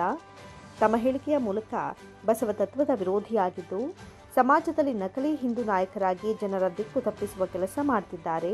ಇವರನ್ನ ಲಿಂಗಾಯತ ಸಮುದಾಯವು ದೂರ ಇಡಬೇಕು ಅಂತ ಕರೆ ನೀಡಿತ್ತು. ಮಹಾಮಾನವತಾವಾದಿ ಕರ್ನಾಟಕ ಸಾಂಸ್ಕೃತಿಕ ನಾಯಕ ವಿಶ್ವಗುರು ಬಸವಣ್ಣನವರ ಬಗ್ಗೆ ಇತ್ತೀಚಿನ ದಿನಗಳಲ್ಲಿ ನೀವು ಮಾಧ್ಯಮದವರೆಲ್ಲ ನೋಡ್ತಿರಬಹುದು. ಬಸವಣ್ಣನವ್ರ ಬಗ್ಗೆ ಶಾಸಕ ಬಸವನಗೌಡ ಯತ್ನಾಳ್ ಅವರು ಬಸವಣ್ಣವರು ಹೊಳೆಗೆ ಹಾರಿ ಜಿಗಿದಿದ್ದಾರೆ ಅನ್ನೋದನ್ನು ವಿವಾದಾತ್ಮಕ ಹೇಳಿಕೆಯನ್ನು ಕೊಟ್ಟು ಇಡೀ ಬಸವಣ್ಣನ ಭಕ್ತರು ಮತ್ತು ಲಿಂಗಾಯತ ಸಮುದಾಯನ ಕೆಣಕೋ ಪ್ರಯತ್ನ ಮಾಡಿದ್ದಾರೆ. 12ನೇ ಶತಮಾನದಲ್ಲಿ ಬಸವಣ್ಣನವರು ಕ್ರಾಂತಿಕಾರಿ ವಿಚಾರಗಳು, ಮಹಿಳಾ ಸ್ವಾತಂತ್ರ್ಯ, ಜಾತಿ ಅಸ್ಪೃಶ್ಯತೆಗಳನ್ನೆಲ್ಲ ನಿವಾರಣೆ ಮಾಡಿ ಎಂಥ ದೊಡ್ಡ ಸಂಘಟನೆಗಳನ್ನೆಲ್ಲ ಕಟ್ಟಿ ಬಸವಣ್ಣವ್ರು ಅಂಥ ವಿಶ್ವಗುರುವಾದಂಥ ಬಸವಣ್ಣವ್ರಿಗೆ, ಕರ್ನಾಟಕ ಸಾಂಸ್ಕೃತಿಕ ನಾಯಕ ಬಸವಣ್ಣವ್ರಿಗೆ ಅವಮಾನ ಎಚ್ಚುವಂಥ ಕೆಲಸನ ಯತ್ನಾಳ್ ಮಾಡಿದ್ದಾರೆ. ನಾವು ಇತ್ತೀಚಿನ ದಿನಗಳಲ್ಲಿ ಎಲ್ಲ ಮಠಾಧೀಶರು, ಎಲ್ಲ ಬಸವ ಸಂಘಟನೆಗಳೆಲ್ಲ ಅವ್ರಿಗೆ ವಿರುದ್ಧವಾಗಿ ಹೇಳಿಕೆಗಳನ್ನು ಕೊಡ್ತಾಯಿದ್ರು ಕೂಡ ಮೊನ್ನೆ ಅದೇ ರೀತಿ ನಮ್ಮ ಪೀಠದ ಒಬ್ಬರು ಮಠಾಧ್ಯಕ್ಷರ ಬಗ್ಗೆ, ಬಸವ ಧರ್ಮದ ಪೀಠಾಧ್ಯಕ್ಷರ ಬಗ್ಗೆ ನೈತಿಕತೆ ಇಲ್ಲ ಅನ್ನೋ ರೀತಿ ಮಾತಾಡಿ ಮತ್ತಷ್ಟು ಬಸವಣ್ಣನವರ ಅನುಯಾಯಿಗಳಿಗೆ ಘೋರ ಅಪರಾಧವನ್ನು ಎಸಗಿದ್ದಾರೆ. ಈ ರೀತಿ ಎಸಗಿರೋ ಅವ್ರಿಗೆ ಶಾಸಕರಾದಂತಹ ಯತ್ನಾಳ್ ಅವ್ರಿಗೆ ಮಾತಾಡೋದು ಕ್ಷೋಭೆ ಅಲ್ಲ. ಬಸವಣ್ಣವ್ರ ಹೆಸರನ್ನೇ ಇಟ್ಕೊಂಡು ಬಸವಣ್ಣವ್ರದ್ದು ಭಕ್ತಿಯಲ್ಲಿ ಬಸವಣ್ಣವ್ರ ಹೆಸರು ಹೇಳ್ಕೊಂಡು ಓಟು ಮತಗಳನ್ನ ಗಳಿಸಿ ಅವರು ಶಾಸಕರಾದ ಮೇಲೆ ಈ ರೀತಿಯೆಲ್ಲ ಬಸವಣ್ಣವ್ರ ಬಗ್ಗೆ ಅಪಚಾರ ಮಾಡೋದು ಅಕ್ಷಮ್ಯ ಅಪರಾಧ. ಕರ್ನಾಟಕದ ಸಾಂಸ್ಕೃತಿಕ ನಾಯಕನ ಬಸವಣ್ಣವ್ರ ಬಗ್ಗೆ ಆಗಿರುವಂಥ ಈ ಅವಮಾನವನ್ನು ಕರ್ನಾಟಕ ರಾಜ್ಯ ಸರ್ಕಾರನೂ ಕೂಡ ಯಾವುದೇ ರೀತಿ ಇನ್ನೂ ಕ್ರಮ ಕೈಗೊಳ್ಳದೇ ಇರೋದು ನಮಗೆಲ್ಲ ಭಾಳ ನೋವಾಗಿದೆ. ಶಾಸಕರಾದಂತಹ ಅವ್ರ ಬಗ್ಗೆ ಆ ರಾಜ್ಯಾಧ್ಯಕ್ಷರು ವಿಜಯೇಂದ್ರ ಅವರಾಗಿರ್ಬೋದು, ಯಡಿಯೂರಪ್ಪನವರಾಗಿರ್ಬೋದು, ಬಸವರಾಜ ಬೊಮ್ಮಾಯಿ ಅವರಾಗಿರ್ಬೋದು, ಅವನ್ನ ಪಕ್ಷದಿಂದ ಉಚ್ಚಾಟನೆ ಮಾಡಿ ಅವನ್ನ ಶಾಸಕ ಸ್ಥಾನದಿಂದ ಇಳಿಸಬೇಕು. ಇಲ್ಲ ಅಂದರೆ ಅವನು ಇಡೀ ಬಸವಪರ ಸಂಘಟನೆಯವ್ರಿಗೆ ಅವನು ಹೇಗೆ ರಾಜಾರೋಷವಾಗಿ ಸಾಮಾಜಿಕ ಜಾಲತಾಣಗಳಲ್ಲಿ ಅವನು ಬಸವಣ್ಣವರು ನೀರಿಗೆ ಹಾರಿದ್ರು ಅಂತ ಹೇಳ್ತಾನೋ ಅದೇ ರೀತಿ ಎಲ್ಲರ ಕ್ಷಮಕ್ಷದಲ್ಲಿ ಎಲ್ಲ ಬಸವ ಮಠಾಧೀಶರ ಮುಂದೆ ಅವನು ಕ್ಷಮೆ ಕೇಳಬೇಕು. ಇಲ್ಲ ಅಂದರೆ ಮುಂದಿನ ದಿನಗಳಲ್ಲಿ ಲಿಂಗಾಯತ ಮಹಾಸಭಾ ಹಾಗೂ ದಲಿತ ಪರ ಒಕ್ಕೂಟ ಸಮುದಾಯಗಳು, ಹಿಂದುಳಿದ ಎಲ್ಲ ಪರ ಸಂಘಟನೆಗಳು ಇದ್ರ ವಿರುದ್ಧ ತಿರುಗಿಬಿದ್ದು ಮುಖ್ಯಮಂತ್ರಿಗಳಿಗೆ ಮನವಿ ಮಾಡೋಕ್ಕೆ ಎಲ್ಲ ಸಿದ್ಧತೆಗಳು ನಡೀತಾ ಇದೆ. ಲಿಂಗಾಯತ ಮಹಾಸಭಾದ ಅಧ್ಯಕ್ಷ MS ಮಂಜುನಾಥ್ ಮಾತನಾಡಿ, ರಾಜಕಾರಣಿಗಳು ಬಸವಣ್ಣನ ಹೆಸರಿನಲ್ಲಿ ರಾಜಕೀಯ ಮಾಡೋದು ಸರಿಯಾದದ್ದಲ್ಲ. ಬಸವಣ್ಣನವರ ತತ್ವಾದರ್ಶಗಳನ್ನು ತಮ್ಮ ವೋಟ್ ಬ್ಯಾಂಕ್ ಮಾಡಿಕೊಂಡು ರಾಜಕಾರಣ ಮಾಡ್ತಾ ಇರೋದು ದುರ್ದೈವದ ಸಂಗತಿ. ಬಿಜೆಪಿ ಪಕ್ಷ ಕೂಡಲೇ ಇವರನ್ನು ಉಚ್ಚಾಟನೆ ಮಾಡಬೇಕು ಅಂತ ಒತ್ತಾಯಿಸಿದರು. ರಾಜ್ಯ ಸರ್ಕಾರ ಬಸವಣ್ಣನವರನ್ನು ಸಾಂಸ್ಕೃತಿಕ ನಾಯಕ ಅಂತ ಘೋಷಿಸಿರೋದು ಸಹಿಸದ ಬಿಜೆಪಿ ನಾಯಕರು ಈ ರೀತಿಯ ವರ್ತನೆಗೆ ಮುಂದಾಗಿದ್ದು, ಸರ್ಕಾರ ಕೂಡಲೇ ಇದರ ಸಂಬಂಧ ಸೂಕ್ತ ಕ್ರಮ ಕೈಗೊಂಡು ಬಸನಗೌಡ ಪಾಟೀಲ್ ಯತ್ನಾಳ್ ಅವರನ್ನು ಶಾಸಕ ಸ್ಥಾನದಿಂದ ವಜಾ ಮಾಡಬೇಕು ಅಂತ ಆಗ್ರಹಿಸಿದರು. ಅವರು ಒಬ್ಬರು ಶಾಸಕರು, ಒಬ್ಬರು ಜವಾಬ್ದಾರಿಯುತವಾದಂಥ ಹುದ್ದೆಯಲ್ಲಿ ಇರುವಂಥವ್ರು. ಅವ್ರಿಗೆ ಜವಾಬ್ದಾರಿ ಇದ್ಕೊಂಡು ನಾನು ಯಾವ ರೀತಿ ಮಾತಾಡಬೇಕು ಅಂತ ಪ್ರಜ್ಞೆ ಇಲ್ಲದೆ ಪ್ರಜ್ಞಾಹೀನರಾಗಿ ಮಾತನಾಡ್ತಿರೋದು ತುಂಬ ಖಂಡನೀಯ. ಇಂಥವ್ರನ್ನ ಮೋದಿಜಿಯವರಾಗ್ಬೋದು, ನಮ್ಮ ರಾಜ್ಯಾಧ್ಯಕ್ಷರು BJP ರಾಜ್ಯಾಧ್ಯಕ್ಷರಾದಂಥ ವಿಜೇಂದ್ರ ಅವರು ಇರ್ಬೋದು, ಇವ್ರನ್ನ ಉಚ್ಚಾಟನೆ ಮಾಡ್ದೇ ಮಡಿಕೊಂಡಿರೋದು ದುರ್ದೈವ. ಅದರಲ್ಲೂ ನಮ್ಮ ಸಿದ್ದರಾಮಯ್ಯನವರು, ಮಾನ್ಯ ಮುಖ್ಯಮಂತ್ರಿಗಳಾದಂಥ ಸಿದ್ದರಾಮಯ್ಯನವರು ಬಸವಣ್ಣವ್ರ ಬಗ್ಗೆ ತುಂಬ ಅಗಾಧವಾದ ಪ್ರೀತಿ ಗೌರವಗಳನ್ನ ಇಟ್ಕೊಂಡಿರುವಂಥವ್ರು. ಇಂಥವರು ಮಾಡಿದಾಗ ಅಂಥವ್ರ ಮೇಲೆ ಒಂದು ಶಿಸ್ತಿನ ಕ್ರಮ ಕೈಗೊಳ್ಳದೇ ಇರುವುದು ನಮಗೆ ಎಲ್ಲರಿಗೂ ಒಂದು ಆತಂಕ ಆಗಿದೆ. ಕರ್ನಾಟಕ ಸರ್ಕಾರ ಮತ್ತು ಸಿದ್ದರಾಮಯ್ಯನವರು ಬಸವನಗೌಡನ ಪಾಟೀಲ್ ಯತ್ನಾಳ್ ಅಂತವ್ರ ಮೇಲೆ ಅವ್ರಿಗೆ ಒಳ್ಳೆಯ ಕಾನೂನಿನ ಕ್ರಮವನ್ನು ಜರುಗಿಸಿ ಅವ್ರಿಗೆ ಒಂದು ದೊಡ್ಡ ಶಿಕ್ಷೆಯನ್ನು ಕೊಡಬೇಕು ಅಂತೇಳಿ ಈ ಮುಖಾಂತರ ನಾವು ಆಗ್ರಹ ಮಾಡ್ತಾಯಿದ್ದೀವಿ. ಕೆಲವರು ಏನು ಮಾಡ್ತಾಯಿದ್ದಾರೆ ಅಂದರೆ, ರಾಜಕಾರಣಿಗಳು ಹೇಳುವಾಗ ಲಿಂಗಾಯತರ ಹೆಸರನ್ನು ಹೇಳ್ಕೊತಾರೆ, ಬಸವಣ್ಣವ್ರ ಹೆಸರು ಹೇಳ್ತಾರೆ, ರಾಜಕಾರಣಕ್ಕೆ ಬರ್ತಾರೆ. ಆದರೆ ಬಸವಣ್ಣವ್ರ ತತ್ವ ಆದರ್ಶಗಳನ್ನೇ ಧೂಳಿಪಟ ಮಾಡ್ತಾಯಿದ್ದಾರೆ. ಬಸವಣ್ಣವರ ಆದರ್ಶ ತತ್ವ ಏನು? ಲಿಂಗಾಯತ ಆದವರು ಭಸ್ಮ ಹಾಕೊಳ್ಬೇಕು, ಕೊರಳಲ್ಲಿ ಲಿಂಗು ಇರಬೇಕು, ಅವ್ರು ಮಾತ್ರ ಲಿಂಗಾಯತು ಅಂತ ಹೇಳ್ತಾರೆ. ಆದರೆ ನಮ್ಮ ರಾಜಕಾರಣಿಗಳು ಯಾವುದೋ ಒಂದು ಸಂಘಟನೆ ಓಲೈಸಕ್ಕೋಸ್ಕರ ಇವರೇ ನಾಮ ಹಾಕ್ಕೊಂಡು ಧರ್ಮದ ಅರಿವನ್ನೇ ಬಿಟ್ಬಿಟ್ಟು ಬಸವಣ್ಣವ್ರ ಹೆಸರನ್ನೇ ಬಿಟ್ಬಿಟ್ಟು ಬಸವಣ್ಣವ್ರ ಹೆಸರನ್ನ ಹೀಯಾಳಿಸ್ತಾ ಇದ್ದರೆ, ಕಡೆಗಣಿಸ್ತಾ ಇದ್ದರೆ ಅಂಥವ್ರ ವಿರುದ್ಧ ಮಾತನಾಡಿ ಅವ್ರನ್ನ ಕ್ರಮ ಕೈಗೊಳ್ಳದೇ ಇರೋದು ಇದು ದುರ್ದೈವ. ಇದನ್ನು ನಮ್ಮ ಸಂಘಟನೆ ಖಂಡಿತವಾಗಿ ಖಂಡನೆ ಮಾಡ್ತದೆ. ಸುದ್ದಿಗೋಷ್ಠಿಯಲ್ಲಿ ಮದ್ದೂರು ಅಧ್ಯಕ್ಷ ಶಿವಲಿಂಗಪ್ಪ, ಶಿವರುದ್ರಸ್ವಾಮಿ, ಬೆಳ್ಳಪ್ಪ, ಆನಂದ್, ವೀರಭದ್ರಯ್ಯ, ಮಂಜುನಾಥ್, ಕಾಯಕ ಫೌಂಡೇಶನ್ ಅಧ್ಯಕ್ಷ M ಶಿವಕುಮಾರ್ ಹಾಜರಿದ್ದರು. ಮಂಡ್ಯ ನಗರದ ಜಗಜ್ಯೋತಿ ಬಸವೇಶ್ವರ ವೃತ್ತ, ಬಸವೇಶ್ವರ ಆಟೋ ನಿಲ್ದಾಣ, ರಾಷ್ಟ್ರೀಯ ಬಸವದಳ ಮತ್ತು ಅಖಂಡ ಕರ್ನಾಟಕ ರಕ್ಷಣಾ ಸೇವಾದಳದ ವತಿಯಿಂದ 69ನೇ ಕನ್ನಡ ರಾಜ್ಯೋತ್ಸವ ಕಾರ್ಯಕ್ರಮ ವಿಜೃಂಭಣೆಯಿಂದ ಜರುಗಿತು. ಕಾರ್ಯಕ್ರಮವನ್ನು ಕನ್ನಡ ಪದ ಸಂಪತ್ತು ಅಧ್ಯಕ್ಷ ಓಂಕಾರ ಪ್ರಿಯ ಬಾಗೇಪಲ್ಲಿ ಅವರು ಜ್ಯೋತಿ ಬೆಳಗಿಸುವ ಮುಖಾಂತರ ಉದ್ಘಾಟಿಸಿದರು. ಪ್ರಾಸ್ತಾವಿಕವಾಗಿ ಮಾತನಾಡಿದ ಅಖಂಡ ಕರ್ನಾಟಕ ರಕ್ಷಣಾ ಸೇವಾದಳದ ರಾಜ್ಯ ಕಾನೂನು ಘಟಕದ ಅಧ್ಯಕ್ಷ ಕಾಂಗ್ರೆಸ್ ಮುಖಂಡ ವಕೀಲ ಎಂ ಗುರುಪ್ರಸಾದ್ ಮಾತನಾಡಿ, ಕಳೆದ 30 ವರ್ಷಗಳಿಂದ ಈ ಭಾಗದಲ್ಲಿ ಕನ್ನಡ ರಾಜ್ಯೋತ್ಸವ, ಮಹಾನ್ ನಾಯಕರ ದಿನಾಚರಣೆ, ಜಾಗೃತಿ ಕಾರ್ಯಕ್ರಮ, ಆರೋಗ್ಯ ಶಿಬಿರ ಇನ್ನಿತರ ಕಾರ್ಯಕ್ರಮಗಳನ್ನು ಜಗಜ್ಯೋತಿ ಬಸವೇಶ್ವರ ವೃತ್ತದಲ್ಲಿ ಆಯೋಜಿಸಿದ್ದು, ಪ್ರತಿಯೊಂದು ಬಡಾವಣೆ ಗ್ರಾಮಗಳಲ್ಲಿ ಸ್ಥಳೀಯವಾಗಿ ಇಂತಹ ಕಾರ್ಯಕ್ರಮಗಳನ್ನು ಹೆಚ್ಚು ಹೆಚ್ಚು ಆಯೋಜನೆ ಮಾಡುವ ಮುಖಾಂತರ ಸ್ವಾಸ್ಥ್ಯ ಸಮಾಜ ನಿರ್ಮಾಣ ಮಾಡಲು ಸಾಧ್ಯವಾಗುತ್ತೆ ಎಂದರು. ಕರ್ನಾಟಕ ಏಕೀಕರಣ ನಂತರ ಕನ್ನಡ ಭಾಷೆಗೆ ವ್ಯವಹಾರಗಳಲ್ಲಿ ಹೆಚ್ಚು ಪ್ರಾಧಾನ್ಯತೆ ಸಿಕ್ಕಿದ್ದು, ಯುವಕ ಯುವತಿಯರು ಇನ್ನೂ ಹೆಚ್ಚು ಜಾಗೃತಿ ಮೂಡಿಸುವ ಮುಖಾಂತರ ಕನ್ನಡ ಭಾಷೆಗೆ ಒತ್ತು ನೀಡಬೇಕು ಎಂದರು. ಕನ್ನಡ ರಾಜ್ಯೋತ್ಸವ ನವೆಂಬರ್ ತಿಂಗಳಿಗೆ ಮಾತ್ರ ಸೀಮಿತವಾಗಿರದೆ ನಿರಂತರ ನಿತ್ಯೋತ್ಸವವಾಗಬೇಕಾಗಿದೆ. 87ನೇ ಅಖಿಲ ಭಾರತ ಕನ್ನಡ ಸಾಹಿತ್ಯ ಸಮ್ಮೇಳನ 2024 ಇದೇ ಡಿಸೆಂಬರ್ 20, 21, 22 3 ದಿನಗಳ ಕಾಲ ಮಂಡ್ಯ ನಗರದ ಸ್ಯಾಂಜೋ ಆಸ್ಪತ್ರೆ ಹಿಂಭಾಗ ಜರುಗಲಿದ್ದು, ನಮ್ಮ ಎಲ್ಲ ಸಂಘಟನೆಯ ಪದಾಧಿಕಾರಿಗಳು, ಜನಸಾಮಾನ್ಯರು, ನಾಡಿನ ಜನತೆ ಕಾರ್ಯಕ್ರಮದಲ್ಲಿ ಹೆಚ್ಚು ಸಂಖ್ಯೆಯಲ್ಲಿ ಭಾಗವಹಿಸುವ ಮುಖಾಂತರ ಸಾಹಿತ್ಯ ಸಮ್ಮೇಳನವನ್ನು ಯಶಸ್ವಿಗೊಳಿಸುವಂತೆ ಮನವಿ ಮಾಡಿದರು. ಕಾವೇರಿ ನಗರ ಜಗಜ್ಯೋತಿ ಬಸವೇಶ್ವರ ವೃತ್ತ, ಜಗಜ್ಯೋತಿ ಬಸವೇಶ್ವರ ಆಟೋ ನಿಲ್ದಾಣ, ಕಾವೇರಿ ನಗರ, ಹೊಸಳ್ಳಿ ಈ ಭಾಗದ ಎಲ್ಲ ಸಹಕಾರದಿಂದ ಇವತ್ತು 69ನೇ ಕನ್ನಡ ರಾಜ್ಯೋತ್ಸವ ಕಾರ್ಯಕ್ರಮವನ್ನು ವಿಶೇಷವಾಗಿ ನಾವು ಆಚರಣೆ ಮಾಡಿರ್ತಕ್ಕಂಥದ್ದು ಸಂತೋಷವಾದಂಥ ವಿಷಯ. ಜಗಜ್ಯೋತಿ ಬಸವಣ್ಣವರು 12ನೇ ಶತಮಾನದಲ್ಲಿ ಕನ್ನಡದಲ್ಲಿ ಸಹಸ್ರಾರು ವಚನಗಳನ್ನು ಬರೆದ ಮುಖಾಂತರ ಕೊಲೆಬೇಡ, ಹುಸಿ ನುಡಿಯಲು ಬೇಡ, ತನ್ನ ತಾನು ಬಣ್ಣಿಸಬೇಡ, ಇದು ಹೊಡೆಯಲು ಬೇಡ, ಇದೇ ಅಂತರಂಗ ಶುದ್ಧಿ, ಇದೇ ಬಹಿರಂಗ ಶುದ್ಧಿ ಅಂತಕ್ಕಂಥ ವಿಷಯವನ್ನ, ದಯವೇ ಧರ್ಮದ ಮೂಲವೇ, ಧರ್ಮದ ಮೂಲ ಯಾವಪ್ಪ ಅಂತ ಹೇಳಿದ್ರೆ ದಯೆ ಅಂತಕ್ಕಂಥದ್ದು, ಕೈಂಡ್ನೆಸ್ ಅಂತಕ್ಕಂಥದ್ದು, ಹಾಗೆ ಆಚಾರವೇ ಸ್ವರ್ಗ, ಅನಾಚಾರವೇ ನರಕ ಅಂತಕ್ಕಂಥದ್ದು, ಹಾಗೆ ಕಾಯಕವೇ ಕೈಲಾಸ, ವರ್ಕ್ ಈಸ್ ವರ್ಷಿಪ್ ಅಂತಕ್ಕಂಥ, ಲೆಟರ್ಸ್ ವರ್ಕ್ ಅಂತಕ್ಕಂಥದ್ದು. ಹೀಗೆ ಅವತ್ತೊಂದು ದಿವಸ 770 ಸಮುದಾಯ, ಒಕ್ಕಲಿಗ ಮುದ್ದಣ್ಣ ಆಗ್ಬೋದು, ಕುಂಬಾರ ಗುಂಡಯ್ಯ ಆಗ್ಬೋದು, ಅಂಬಿಗರ ಚೌಡಯ್ಯ ಆಗ್ಬೋದು, ಹೀಗೆ ಅಕ್ಕ ಮಹಾದೇವರು ಒಳಗೊಂಡಂತೆ ಮಹಿಳೆಯರಿಗೂ ಅನುಭವ ಮಂಟಪದಲ್ಲಿ ಸಮಾನತೆಯನ್ನು ಕೊಡೋದ್ರ ಮುಖಾಂತರ ಕನ್ನಡ ಭಾಷೆಗೆ ಹೆಚ್ಚು ಒತ್ತನ್ನು ಕೊಟ್ಟು ಅವತ್ತು 770 ಸಮುದಾಯಗಳ ಏನು ಒಂದೊಂದು ವಿಶೇಷವಾದ ವೃತ್ತಿಯನ್ನು ಮಾಡ್ತಿದ್ರು, ಅವರೆಲ್ಲ ಸಮುದಾಯದ ಎಲ್ಲ ಸೇರಿಸಿ ಕನ್ನಡದಲ್ಲಿ ವಚನವನ್ನು ಬರೆಸ್ತಾರೆ. ಅವತ್ತು ಲಕ್ಷಾಂತರ ವಚನಗಳನ್ನ ಬಸವಣ್ಣವರ ಅನುಭವ ಮಂಟಪದಲ್ಲಿ ರಚನೆಯನ್ನ ಮಾಡ್ತಾರೆ.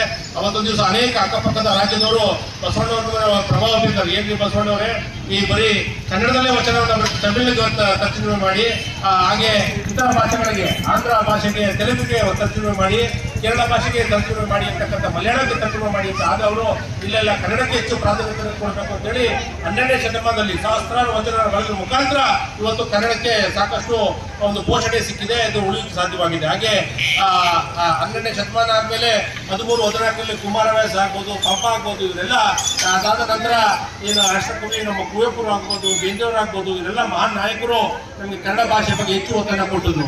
ಅವರೆಲ್ಲ ಕೊಟ್ಟಂತಹ ಏನು ಪೂರ್ವದ ಈ ಕನ್ನಡ ಭಾಷೆಗೆ ನಾವೆಲ್ಲ ಇವತ್ತು 21ನೇ ಶತಮಾನದಲ್ಲಿ ಉಳಿಸ್ಕೊಂಡು ಹೋಗ್ತಾ ಇದ್ದೀವಿ. ಅದಾದ ನಂತರ ಡಾಕ್ಟರ್ ರಾಜ್ಕುಮಾರ್ ಅವರಾಗ್ಬೋದು, ಹಾಗೆ ಶಂಕರ್ನಾಗ್ ಅವರಾಗ್ಬೋದು, ವಿಷ್ಣುವರ್ಧನ್ ಆಗ್ಬೋದು, ಹೀಗೆ ಚಾಲಕರ ಸಂಘಟನೆಗಳು ಕನ್ನಡ ಭಾಷೆಗೆ ಹೆಚ್ಚು ಒತ್ತನ್ನು ಕೊಟ್ಟರು. ಆ ನಿಟ್ಟಿನಲ್ಲಿ ಇವತ್ತು ನಮ್ಮ ಮಂಡ್ಯದಲ್ಲಿ 2024 ಡಿಸೆಂಬರ್ 20, 21, 22 ಕನ್ನಡ ಸಾಹಿತ್ಯ ಪರಿಷತ್ ಕೋಶಾಧ್ಯಕ್ಷ BM ಅಪ್ಪಾಜಪ್ಪ, ಜಗಜ್ಯೋತಿ ಬಸವಣ್ಣನವರು ಸಾಮಾಜಿಕ ಸಮಾನತೆ ಸಾರಿದ ಮಹಾಪುರುಷರಾಗಿದ್ದು, ಇಂಥ ವೃತ್ತದಲ್ಲಿ ಕಾರ್ಯಕ್ರಮ ಹಮ್ಮಿಕೊಂಡಿರುವುದು ಸಂತೋಷವಾದ ವಿಷಯ. ಕನ್ನಡದ ಕಾರ್ಯಕ್ರಮಗಳಿಗೆ ತಾವುಗಳೆಲ್ಲ ಹೆಚ್ಚು ಭಾಗವಹಿಸುವಂತೆ ಮನವಿ ಮಾಡಿದರು. ಇದು ಕರ್ನಾಟಕದ ಏಕೀಕರಣ ಅಂತ ಆದ್ಮೇಲೆ ನಮ್ಮ ಕನ್ನಡ ಪರ ಸಂಘಟನೆಗಳು, ಅನೇಕ ಹೋರಾಟಗಾರರು ಇದನ್ನ ನಮ್ಮ ಕರ್ನಾಟಕ ಎಂಬ ಬರಲಿಕ್ಕೆ ಬಹಳ ಹೋರಾಟ ಮಾಡಿ ಕರ್ನಾಟಕ ಎಂಬ ಹೆಸರನ್ನು ನಾಮಕರಣ ಆಯಿತು. ಆದ್ರೆ ಇವತ್ತು ತಾಯಿ ಭುವನೇಶ್ವರಿಯ ಒಂದು ಏನು ಸ್ಥಾನ ಇದೆ ಸಿದ್ದಾಪುರ, ಅಲ್ಲಿಂದ ನಮ್ಮ ರಥ ಪ್ರಾರಂಭ ಆಯಿತು. ಏನು 81ನೇ ಅಖಿಲ ಭಾರತ ಸಾಹಿತ್ಯ ಸಮ್ಮೇಳನವನ್ನ ಏನು ಮಂಡ್ಯದಲ್ಲಿ ಪ್ರಥಮವನ್ನ 3ನೇ ಬಾರಿ PND ಬ್ಯಾಂಕ್ ಅಧ್ಯಕ್ಷ ಶಿವಲಿಂಗೇಗೌಡ ಮಾತನಾಡಿ, ಶ್ರೀ ಜಗಜ್ಯೋತಿ ಬಸವೇಶ್ವರ ಆಟೋ ನಿಲ್ದಾಣದಲ್ಲಿ ಕನ್ನಡ ರಾಜ್ಯೋತ್ಸವ ಕಾರ್ಯಕ್ರಮಗಳು ಜರುಗ್ತಾ ಇರೋದು ಸಂತೋಷ. ಮುಂದಿನ ದಿನಗಳಲ್ಲಿ ನಾವಿನ್ನೂ ಹೆಚ್ಚು ಸಹಕಾರ ನೀಡಲಾಗುತ್ತೆ ಎಂದರು. ಜಗಜ್ಯೋತಿ ಬಸವೇಶ್ವರ ಆಟೋ ಚಾಲಕರು ಹಾಗೂ ಆಟೋ ಮಾಲೀಕರು ಹಾಗೂ ನಮ್ಮ ಗುರುಪ್ರಸಾದ್ ಅವರು, ಅಪ್ಪಾಜಪ್ಪನವರು, ಒಂದು ಏರಿಯಾದಲ್ಲಿರುವ ಎಲ್ಲ ನಮ್ಮ ಹಿರಿಯ ಬಂಧುಗಳು ಈ ಆಯೋಜನೆ ಮಾಡಿದ್ದಾರೆ. ಭಾರಿ ಅಚ್ಚುಕಟ್ಟಾಗಿ ಮಾಡಿದ್ದಾರೆ. ಇದೇ ರೀತಿ ಮಾಡಲಿ, ಇನ್ನು ಮುಂದೆ ಹಿಂಗೆ ಮಾಡಲಿ ಅಂದ್ಬಿಟ್ಟು ನಾನು ಆ ದೇವರಲ್ಲಿ ಪ್ರಾರ್ಥಿಸಿದ ನನ್ನ ಕರ್ಸಿ ಮಾತಾಡೋ ಅವಕಾಶ ಮಾಡಿಕೊಟ್ಟ. ವೇದಿಕೆಯಲ್ಲಿ ಕಾವೇರಿ ನಗರ ನಾಗರಿಕ ಹಿತರಕ್ಷಣಾ ಸಮಿತಿ ಡಾಕ್ಟರ್ ಗಿರಿಗೌಡ, ನಗರಸಭಾ ಸದಸ್ಯ ಬಿಟಿ ಪ್ರಕಾಶ್, ಜೆಡಿಎಸ್ ಮುಖಂಡರಾದ ಪುಟ್ಟಸ್ವಾಮಿ, ಶ್ರೀ ಜಗಜ್ಯೋತಿ ಬಸವೇಶ್ವರ ಆಟೋ ಚಾಲಕರ ಮುಖಂಡರಾದ ಯೋಗಣ್ಣ, ಕುಮಾರ್, ಮಂಜು, ಮಹೇಶ್, ಕಾವೇರಿ ನಗರ ಹಿತರಕ್ಷಣಾ ಸಮಿತಿ ಮುಖಂಡರಾದ ಡಾಕ್ಟರ್ ಮಲ್ಲಿಕಾರ್ಜುನಯ್ಯ, ಬಾಣಸವಾಡಿ ಸ್ವಾಮಿ, ಜವರಪ್ಪ, ರಾಜೀವ್, ಮಾಜಿ ನಗರಸಭಾ ಸದಸ್ಯ Hosahalli Shankaregowda, cement Anand, M R Manjunath, Swamygowda, Dadadapura Shivanna, baby Sampath, HSC Nanjamani ಸೇರಿದಂತೆ ಕಾವೇರಿ ನಗರ ಹೌಸಿಂಗ್ ಬೋರ್ಡ್, ವಿನಾಯಕ ಬಡಾವಣೆ, ಹೊಸಳ್ಳಿ ಭಾಗದ ಮುಖಂಡರು, ನಾಗರಿಕರು, ಆಟೋ ಚಾಲಕರು ಹಾಜರಿದ್ದು, ಕಾರ್ಯಕ್ರಮದ ನಂತರ ಆಟೋಗಳಿಂದ ಕನ್ನಡ ಜಾಗೃತಿ ಸಂಚಲನ ಜರುಗಿತು. ನಂತರ ದಾಸೋಹದ ವ್ಯವಸ್ಥೆ ಮಾಡಿದ್ದು ಕಾರ್ಯಕ್ರಮ ಯಶಸ್ವಿಗೊಂಡಿತು. ಅಲಿಂಕೋ ಸಂಸ್ಥೆ, ಗ್ರಾಮೀಣ ಪುನರ್ವಸತಿ ಯೋಜನೆ ಕಾರ್ಯಕರ್ತರು ಮತ್ತು ಕರ್ನಾಟಕ ಅಂಗವಿಕಲ ರಾಜ್ಯ ಒಕ್ಕೂಟ ವಿಕಲಚೇತನರ ಸ್ವಯಂ ಸೇವಾ ಸಂಸ್ಥೆಗಳ ಸಂಯುಕ್ತಾಶ್ರಯದಲ್ಲಿ ವಿಶ್ವ ವಿಕಲಚೇತನರ ದಿನಾಚರಣೆಯನ್ನು ಡಿಸೆಂಬರ್ 3 ಬೆಳಗ್ಗೆ 10:30ಕ್ಕೆ ನಗರದ ಡಾಕ್ಟರ್ ಬಿಆರ್ ಅಂಬೇಡ್ಕರ್ ಭವನದಲ್ಲಿ ಹಮ್ಮಿಕೊಳ್ಳಲಾಗಿದೆ ಅಂತ ಕರ್ನಾಟಕ ಅಂಗವಿಕಲ ರಾಜ್ಯ ಒಕ್ಕೂಟದ ರಾಜ್ಯ ಸಂಯೋಜಕ ನಂದೀಶ್ ತಿಳಿಸಿದರು. ಸುದ್ದಿಗೋಷ್ಠಿಯಲ್ಲಿ ಮಾತನಾಡಿದ ಅವರು, ಕಾರ್ಯಕ್ರಮದ ಅಂಗವಾಗಿ ನಗರದ ಜಯಚಾಮರಾಜೇಂದ್ರ ವೃತ್ತದಿಂದ ಅಂಬೇಡ್ಕರ್ ಭವನದವರೆಗೆ ವಿಕಲಚೇತನರಿಂದ ಜಾಥಾ ನಡೆಸಲಾಗುವುದು.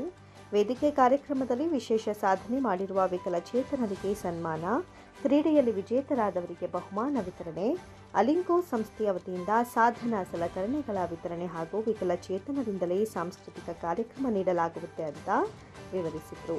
ವಿಕಲಚೇತನರಿಗೆ ಹಬ್ಬವಾಗಿರುವ ವಿಶ್ವ ವಿಕಲಚೇತನರ ದಿನಾಚರಣೆಯ ಕಾರ್ಯಕ್ರಮಕ್ಕೆ ಜಿಲ್ಲೆಯ ವಿಕಲಚೇತನರು ಹೆಚ್ಚಿನ ಸಂಖ್ಯೆಯಲ್ಲಿ ಭಾಗವಹಿಸಿ ಯಶಸ್ವಿಗೊಳಿಸಬೇಕು ಅಂತ ಮನವಿ ಮಾಡಿದರು. ಪ್ರತಿ ವರ್ಷ ಡಿಸೆಂಬರ್ 3ಕ್ಕೆ ನಮ್ಮ ವಿಕಲಚೇತನರ ವಿಶ್ವ ವಿಕಲತೆರ ದಿನಾಚರಣೆಯನ್ನು ಆಚರಿಸ್ತಾ ಇದ್ದೀವಿ. ಅದೇ ರೀತಿ ಈ ಬಾರಿ ನಮ್ಮ ಜಿಲ್ಲಾಡಳಿತ ಮತ್ತು ಜಿಲ್ಲಾ ಪಂಚಾಯತ್, ಮಹಿಳಾ ಮತ್ತು ಮಕ್ಕಳ ಅಭಿವೃದ್ಧಿ ಇಲಾಖೆ, ಜಿಲ್ಲಾ ವಿಕಲಚೇತನ ಹಾಗೂ ಹಿರಿಯ ನಾಗರಿಕರ ಸಬಲೀಕರಣ ಇಲಾಖೆ, ಯುವ ಸಬಲೀಕರಣ ಮತ್ತು ಕ್ರೀಡಾ ಇಲಾಖೆ, ಕನ್ನಡ ಮತ್ತು ಸಂಸ್ಕೃತಿ ಇಲಾಖೆ ಮಂಡ್ಯ, ವಿಶೇಷವಾಗಿ ಇವತ್ತು ಈ ಸಾರಿ ಅಲಿಂಕೋ ಸಂಸ್ಥೆ ಅಂತ ಸರ್. ಈ ಅಲಿಂಕೋ ಸಂಸ್ಥೆ ಅಂತಂದರೆ ಕೇಂದ್ರ ಸರ್ಕಾರದ ಯೋಜನೆ, ಇದು ಸಾಧನ ಸಲಕರಣೆಗಳಿಗಾಗಿರುವಂಥ ಸಂಸ್ಥೆ. ಅವರು ಕೂಡ ನಮ್ಮ ಜೊತೆ ಈ ಸರಿ ಮಂಡ್ಯದಲ್ಲಿ ಕೈ ಜೋಡಿಸಿದ್ದಾರೆ. ಆಮೇಲೆ ನಮ್ಮ MRW ಗ್ರಾಮೀಣ ಪುನರ್ವಸತಿ ಯೋಜನೆ ಕಾರ್ಯಕರ್ತರು ಮತ್ತು ನಮ್ಮ ಜಿಲ್ಲಾ ಕರ್ನಾಟಕ ಅಂಗವಿಕಲ ರಾಜ್ಯ ಒಕ್ಕೂಟ ಘಟಕ ಮತ್ತು ಇತರ ಸ್ವಯಂ ಸೇವಾ ಸಂಸ್ಥೆಗಳು ಇವರ ಸಂಯುಕ್ತಾಶ್ರಯದಲ್ಲಿ ನಾಳೆ ಒಂದು ವಿಶ್ವ ಅಂಗವಿಕಲ ದಿನಾಚರಣೆ ನಡೆಸ್ತಾ ಇದ್ದೀವಿ. ಈ ದಿನಾಚರಣೆ ವಿಶೇಷ ಏನಂದರೆ ಸರ್, ಒಂದು ಬೆಳಿಗ್ಗೆ 10:30ಗೆ ಸಂಜಯ್ ಸರ್ಕಲಿಂದ ಡಾಕ್ಟರ್ ಬಿ ಆರ್ ಅಂಬೇಡ್ಕರ್ ಭವನದವರೆಗೆ ವಿಕಲಚೇತನರೆಲ್ಲ ಸೇರಿ ಒಂದು ಜಾಥಾವನ್ನು ಮಾಡ್ತಾಯಿದ್ದೀವಿ. ಆ ಜಾಥಾದ ವಿಶೇಷತೆ ಏನಂತಂದರೆ ವಿಕಲಚೇತನರ ಹಕ್ಕೊತ್ತಾಯ ಮತ್ತು ಅವರ ಬಗ್ಗೆ ಒಂದು ಅವೇರ್ನೆಸ್ ಮೂಡಿಸೋದಕ್ಕೆ ಒಂದು ಈಗ ಜಾಥಾ ಕಾರ್ಯಕ್ರಮವನ್ನು ಮಾಡ್ತಾಯಿದ್ದೀವಿ. ಆ ಜಾಥಾದಲ್ಲಿ ಕೆಲವೊಂದು ಡೊಳ್ಳು ಕುಣಿತ ಮತ್ತು ವಿಶೇಷಚೇತನರ ರ್ಯಾಲಿ, ಏನು ತ್ರಿಚಕ್ರ ವಾಹನಗಳಿವೆ ಅವರೆಲ್ಲರೂ ಸೇರಿಸಿ ಒಂದು ಜಾಥಾವನ್ನು ಮಾಡ್ತಾಯಿದ್ದೀವಿ. ಅದು ಸಂಜೆಯ ವೃತ್ತದಿಂದ ಡಾಕ್ಟರ್ ಬಿ ಆರ್ ಅಂಬೇಡ್ಕರ್ ಭವನದವರೆಗೂ ಹೋಗ್ತೀವಿ. ಅದಾದಮೇಲೆ 11 ಗಂಟೆ ಕಾರ್ಯಕ್ರಮ ಶುರುವಾದರೆ ಕಾರ್ಯಕ್ರಮದಲ್ಲಿ ವಿಶೇಷವಾಗಿ ಎಲ್ಲ ಜಿಲ್ಲಾ ಜನಪ್ರತಿನಿಧಿಗಳನ್ನ ಕರೆದಿದ್ದೀವಿ.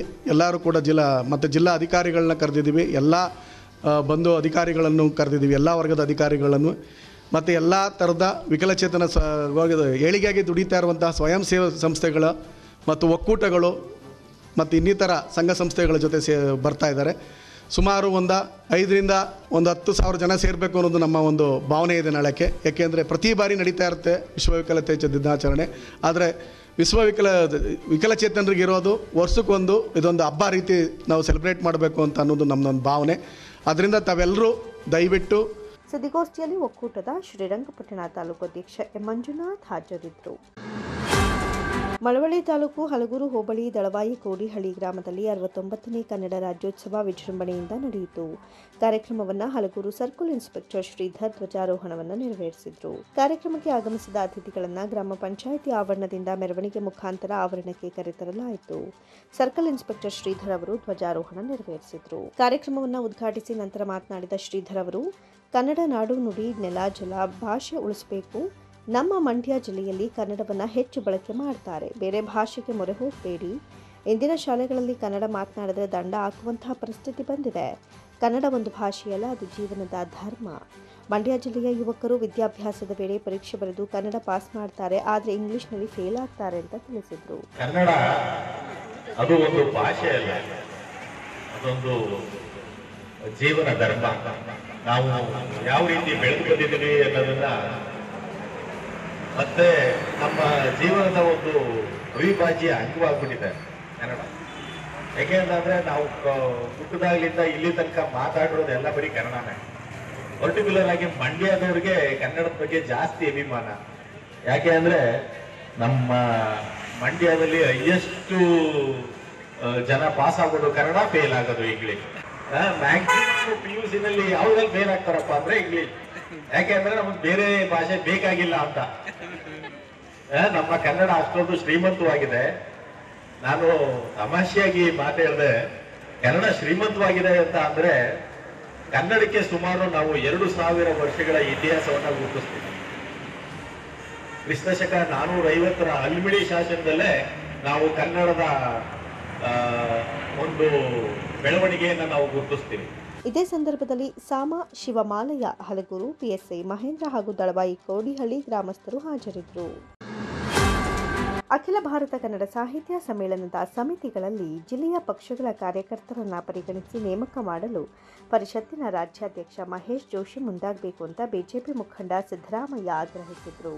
ಸುದ್ದಿಗೋಷ್ಠಿಯಲ್ಲಿ ಮಾತನಾಡಿದ ಅವರು, 30 ವರ್ಷಗಳ ನಂತರ ಜಿಲ್ಲೆಯಲ್ಲಿ ಸಾಹಿತ್ಯ ಸಮ್ಮೇಳನ ನಡೆಯುವ ಅವಕಾಶ ಸಿಕ್ಕಿದ್ದು, ಸಮ್ಮೇಳನಾಧ್ಯಕ್ಷರಾಗಿ ಗೋರು ಚನ್ನಬಸಪ್ಪ ಅವರನ್ನ ಆಯ್ಕೆ ಮಾಡಿರೋದು ಸ್ಥಾನಕ್ಕೆ ತಕ್ಕ ಗೌರವ ದೊರೆತಂತಾಗಿದೆ ಅಂತ ಬಣ್ಣಿಸಿದರು. ಸಾಹಿತ್ಯ ಪರಿಷತ್ನ ರಾಜ್ಯಾಧ್ಯಕ್ಷ ಏಕಪಕ್ಷೀಯ ನಿರ್ಧಾರಗಳನ್ನು ಕೈಗೊಳ್ಳುವ ಮೂಲಕ ಕಾಂಗ್ರೆಸ್ ಕಾರ್ಯಕರ್ತರನ್ನ ಬಿಟ್ಟರೆ ಜಿಲ್ಲೆಯ ಬೇರಾವ ಪಕ್ಷದ ಕಾರ್ಯಕರ್ತರನ್ನ ಸಮ್ಮೇಳನದ ಸಮಿತಿಗಳಿಗೆ ಪರಿಗಣನೆ ಮಾಡದಿರೋದು ಖಂಡನೀಯವಾಗಿದೆ ಅಂತ ಹೇಳಿದರು.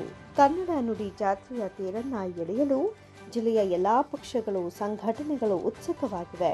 ಈ ನಿಟ್ಟಿನಲ್ಲಿ ಎಲ್ಲ ಸಂಘಟನೆಗಳಿಗೆ ಹಾಗೂ ಜಿಲ್ಲೆಯ ಎಲ್ಲ ಪಕ್ಷಗಳ ಕಾರ್ಯಕರ್ತರಿಗೆ ಸಮಿತಿಗಳಲ್ಲಿ ಸೇವೆ ಸಲ್ಲಿಸುವ ಅವಕಾಶ ಕಲ್ಪಿಸಬೇಕು ಅಂತ ಒತ್ತಾಯಿಸಿದರು. ಜಿಲ್ಲಾಧಿಕಾರಿಗಳಿಗೆ ಅಧಿಕಾರದ ಅಸೀಮಿತತೆ ಇದ್ದು ಅವರಿಗೆ ಸಮಿತಿಯನ್ನು ವಿಸ್ತರಿಸುವ ಅಧಿಕಾರ ಇರದ ಕಾರಣ ರಾಜ್ಯಾಧ್ಯಕ್ಷ ಈ ಬಗ್ಗೆ ಕ್ರಮಕ್ಕೆ ಮುಂದಾಗಬೇಕು ಅಂತ ಪ್ರಶ್ನೆಗೆ ಉತ್ತರ ನೀಡಿದರು. ಕನ್ನಡ ಸಾಹಿತ್ಯ ಪರಿಷತ್ ರಾಜ್ಯಾಧ್ಯಕ್ಷರ ಏಕಪಕ್ಷೀಯ ನಿರ್ಧಾರಕ್ಕೆ ನಮ್ಮ ಒಂದು ಖಂಡನೆ ಇದೆ. ಏಕೆ ಅಂತ ಅಂದರೆ